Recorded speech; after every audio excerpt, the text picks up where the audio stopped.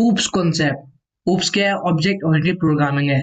इस वीडियो में हम कवर करने वाले ऊप्स कॉन्सेप्ट के बारे में पूरा, कैसे, क्या है और क्यों इंपॉर्टेंट है ऊप्स कॉन्सेप्ट, और कैसे ये हेल्पफुल है हमारी प्रोग्रामिंग में। सो स्टार्ट करते हैं, पूरा जानते हैं ऊप्स कॉन्सेप्ट के प्रिंसिपल्स के बारे में, और कौन से मेन प्रिंसिपल्स है जो हमें बहुत ज्यादा इंपॉर्टेंट है हमारे लिए, और उनके बारे में समझते हैं उनका क्या लॉजिक है, क्या मीनिंग है, ताकि हम अगली वीडियोस में उनके बारे में प्रोग्राम करें तो हमें पता हो इसका क्या मीनिंग है और कैसे यूज करना है उसकी प्रॉपर्टीज के साथ। सो ओप्स क्या है? एक ऑब्जेक्ट ओरिएंटेड प्रोग्रामिंग लैंग्वेज है। दो तरह की प्रोग्रामिंग वे है जिसके तरफ ज्यादा लैंग्वेज बनी है। Object oriented programming, procedure programming, दो तरह की वेज हैं। ठीक है। अब ऑब्जेक्ट ओरिएंटेड प्रोग्रामिंग का फायदा क्या होता है प्रोसीजर प्रोग्रामिंग से, तो अब जानते हैं। ऑब्जेक्ट ओरिएंटेड प्रोग्रामिंग क्या है? एक मेथडोलॉजी है फॉर प्रोग्रामिंग ओनली, और कुछ नया नहीं है। ठीक है। जिसकी वजह से प्रोग्रामर्स को हेल्पफुल हो जाता है, हेल्प हो जाती है, एक तरीके से आसान हो जाता है उनका काम। जिसकी वजह से वो जो प्रोग्राम लिखते हैं वो एफिशिएंट वे में लिख पाते हैं और इजी वे में लिख पाते हैं। उनको एक प्रोवाइड करती है approach to solve real world problems. जो प्रॉब्लम्स हम बना रहे होते हैं, सॉल्व कर रहे होते हैं, वो रिलेटेबल हो जाती हैं ऊप्स कॉन्सेप्ट की वजह से रियल वर्ल्ड प्रॉब्लम्स के साथ। और इस ऊप्स कॉन्सेप्ट को यूज करने का फायदा ये हो जाता है, it reduces the programming complexity. अब उस सेम प्रोग्राम को हम शॉर्ट वे में लिख रहे हैं, ठीक है, बड़ा प्रोग्राम नहीं हो रहा, तो कॉम्प्लेक्सिटी कम हो जाती है। और it provide the reusability of the code. हम सेम कोड को मल्टीपल वेज में यूज करने की एक्सेसिबिलिटी मिल जाती है यहाँ पे ऊप्स कॉन्सेप्ट के थ्रू। तो हमारा सबसे मेन मेरे को लगता है ये फायदा, कॉम्प्लेक्स नहीं होता, और सेम प्रोग्राम है जो कोड है हमारा रीयूज हो जाता है। तो ये हमारे फोर प्रिंसिपल ऊप्स कॉन्सेप्ट के: inheritance, data abstraction, encapsulation, polymorphism. ये चार प्रिंसिपल्स हैं जो बहुत बहुत इंपॉर्टेंट है ऊप्स कॉन्सेप्ट में, और जिसको सीखने के बाद आपको ऊप्स कॉन्सेप्ट बहुत ही सिंपल लगने लगेगा, और हम एफिशिएंट वे में प्रोग्राम कर सकते हैं, इजी वे में कर सकते हैं, और शॉर्ट कोड कर सकते हैं। बड़ा प्रोग्राम लिखने की जरूरत नहीं है, और सेम कोड को दोबारा लिख के प्रोग्राम अपने बड़ा बनाने की जरूरत नहीं है। तो सबसे पहले जानते हैं क्लास। क्लास ये भी एक इम्पॉर्टेंट प्रॉपर्टीज है, प्रिंसिपल है ऊप्स कॉन्सेप्ट का, पर वो चार ज्यादा मेन इंपॉर्टेंट है। क्लास ऑब्जेक्ट भी जानते हैं हम। क्लास का एक ब्लूप्रिंट है जिसमें प्रॉपर्टीज और बिहेवियर हम लिख देते हैं। ठीक है। ये कुछ स्पेस स्टोर नहीं करता मेमोरी में, स्पेस अक्वायर नहीं करता मेमोरी में।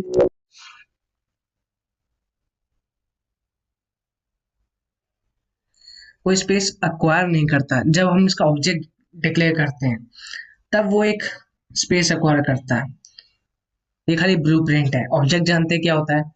ऑब्जेक्ट एक चीज है जिसके पास वो सारी प्रॉपर्टीज होती हैं, बिहेवियर होता है, जो हम डिक्लेयर करते हैं क्लास में। ठीक है। क्लास में जो भी हमने प्रॉपर्टी डिक्लेयर करी, बिहेवियर डिक्लेयर करा, मेथड्स, वो अक्वायर करता है उसे हम कहते हैं object. For example chair, pen. ठीक है। हमने चेयर की क्लास बनाई, ठीक है, चेयर की क्लास बनाई, वहां पे चेयर की प्रॉपर्टीज बताई, उसकी चार टांगे हैं, उसका शेप ऐसा है, वैसा है, कलर ऐसा है। अभी डिक्लेयर करें, ठीक है। अब उस क्लास का हमने ऑब्जेक्ट क्रिएट करा मेन मेथड में, तो मेन मेथड में डिक्लेयर किया, तो अब वो प्रॉपर्टीज किसके पास है? ऑब्जेक्ट के पास। ठीक है। इनिशियलाइज करती है, और वो एक स्पेस एक्वायर कर रही है मेमोरी में। क्लास नहीं करती है। जब क्लास की प्रॉपर्टी ऑब्जेक्ट एक्वायर करता है, ठीक है, और वो स्पेस एक्वायर करता है मेमोरी में। An object can be defined as the instance of a class. ठीक है। इंस्टेंस ऑफ अ क्लास भी क्लियर कर सकते हैं। मतलब एग्जाम्पल, जैसे क्लास में जो ब्लू प्रिंट डिस्क्राइब किया है, वो सारी प्रॉपर्टी इसमें है ऑब्जेक्ट में। एक एग्जाम्पल है। ठीक है। An object contains an address. जब हम ऑब्जेक्ट डिक्लेयर करते हैं किसी भी क्लास का, वो एक एड्रेस एक्वायर कर रहा होता है मेमोरी में, और एक स्पेस भी एक्वायर करता है मेमोरी में, पर क्लास नहीं करती है। अब जानते हैं इंपॉर्टेंट प्रॉपर्टीज जो होती है ऊप्स कॉन्सेप्ट की। उनमें से है पहला इनहेरिटेंस। इनहेरिटेंस क्या है? इनहेरिट करना प्रॉपर्टीज। जैसे हम जानते हैं ह्यूमन लाइफ से, ह्यूमन लाइफ में क्या होता है, ह्यूमन अगर बच्चा ह्यूमन का है, ठीक है, तो माँ बाप है, अब उनका बच्चा है, तो जो प्रॉपर्टीज उसमें क्या होंगी, पेरेंट की प्रॉपर्टीज उससे इनहेरिट करेगा। अब ह्यूमन है वो भी, तो जो उनका बच्चा होगा उसके भी 2 हाथ होंगे, 2 पैर होंगे, 2 आँख होंगी, 2 कान होंगे, सर पर बाल होंगे सेम कलर के, ठीक है? ये सारी प्रॉपर्टीज़ जो है और बिहेवियर होगा, चल सकता है, हाथों पैरों पे चलता है, ये सारी बिहेवियर वगैरह और प्रॉपर्टीज़ वो इनहेरिट करेगा अपने पेरेंट्स से, चाइल्ड क्लास में, ठीक है? उसके हाथ इस तरह होंगे करके और दिखता भी आस-पास अपने मम्मी-पापा से होगा, ठीक है? पर उसका बोलने का ढंग, लैंग्वेज, वो उसकी खुद की प्रॉपर्टीज वगैरह होंगी, ठीक है? देखने का अलग तरीके से दिखेगा वगैरह थोड़ा, पर बाकी जो ह्यूमन प्रॉपर्टीज हैं वो अक्वायर इनहेरिट करेगा। ऐसी एग्जांपल की बात करते हैं बर्ड। बर्ड की बात करते हैं तो आपको समझ में आता होगा क्या? उसके पंख हैं, उड़ सकते हैं, पंजा है, चोंच है, ठीक है, 2 आँख है, ठीक है? अब हम पैरट की बात करें तो पैरट भी तो बर्ड में ही आता है, उसी की कैटेगरी में पैरट, पिजन वगैरह। अब पैरट की बात कर रहे हैं तो ग्रीन कलर का होता है या फिर येलो ऐसे कलर का, ठीक है?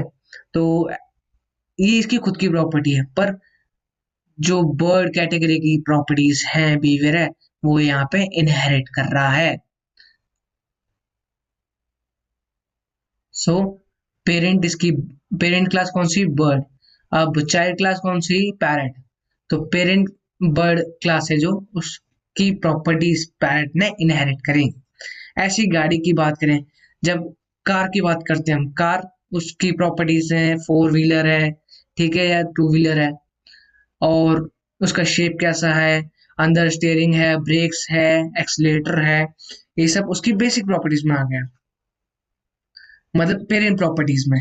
अब एक कार है पेरेंट प्रॉपर्टीज में, इनहेरिट करता हूँ, BMW गाड़ी हो गई, ऑडी हो गई, मर्सिडीज हो गई, तो वहां पे मैं पूरी रिसर्च थोड़ी नहीं करूंगा दोबारा की अरे गाड़ी बनती कैसे है करके वगैरह, इनहेरिट करूंगा ताकि टाइम वेस्ट ना हो, टाइम बचे, ठीक है, एग्जीक्यूट होने में टाइम बचे।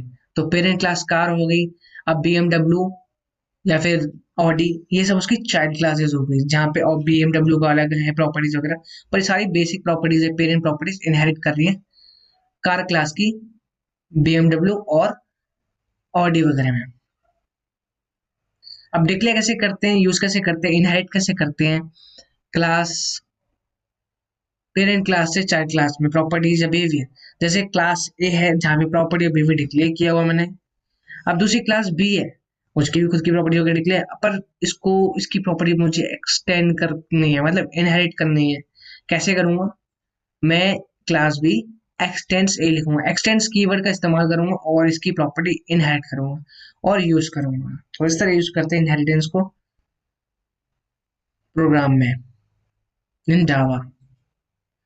अब बात करते हैं एब्स्ट्रैक्शन। एब्स्ट्रैक्शन मतलब छुपाना, हाइडिंग इंटरनल इम्प्लीमेंटेशन, मतलब कैसे इम्प्लीमेंट करा है आपने उसको छुपाना।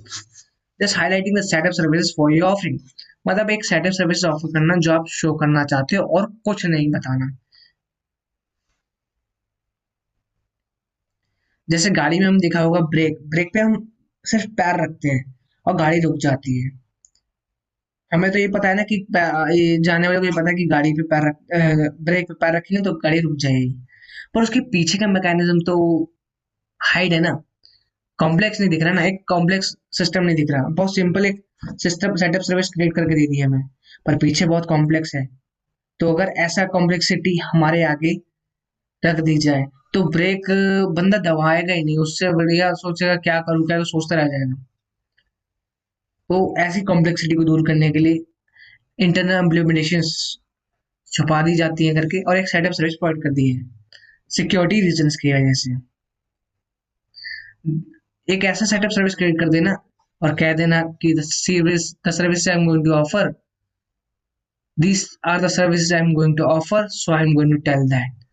बट कैसे हमने इम्प्लीमेंट करा ये हम बता नहीं सकते ड्यू टू सिक्योरिटी रीजन।